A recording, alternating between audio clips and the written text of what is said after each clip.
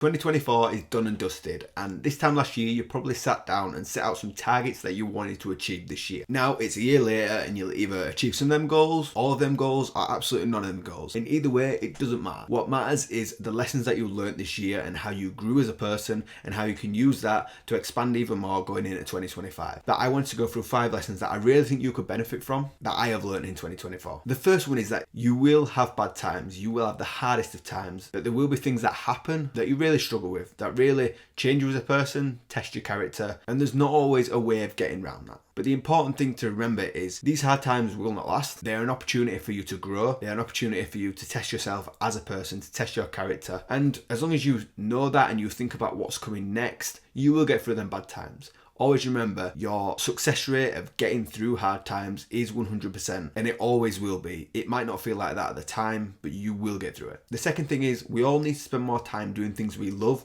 rather than things that other people want us to do. As people, I see it a lot: peer pressure, going with the flow, trying to please other people, leaving yourself miserable and holding back from being the person you want to be and doing the things you want to do. When you think about it, we don't actually get that much opportunity to do the things that we love. So when the opportunity arises, take it. And if it doesn't happen naturally, try and make it happen. Only you know what you really enjoy. Only you know how you want to spend your time in your life. Don't let anyone decide that for you. Decide what it is, try new things, and push to make it happen more. On the back of that, the third point is having people in your life who support you and help you through good times, bad times, is something I think we don't appreciate often enough. There are people out there who don't have that support system, who don't have people there for them when they need them. But when you do go through bad times and you realise who is there for you and who isn't, that's when you know who will support you, who you can depend on, and you realise how important that people are in your life. I've always said in life you need that support system around you to bring you up and to give you the opportunity to bring other people up as well. So if you don't have that, do your best to create it, or look at the people you have around you now and think, who actually is there for me when I need them? And also, if you feel like you need to be there more, have a look at the people around you and say, who needs me right now and how can I be there for them? The next point is don't be in a rush, play the long game. Every time we set out a goal, every time we want to achieve something in life, we want it to happen right now. We don't take a step back and look at what it takes to get there and what you actually want the process to look like. If you want to achieve long-term success,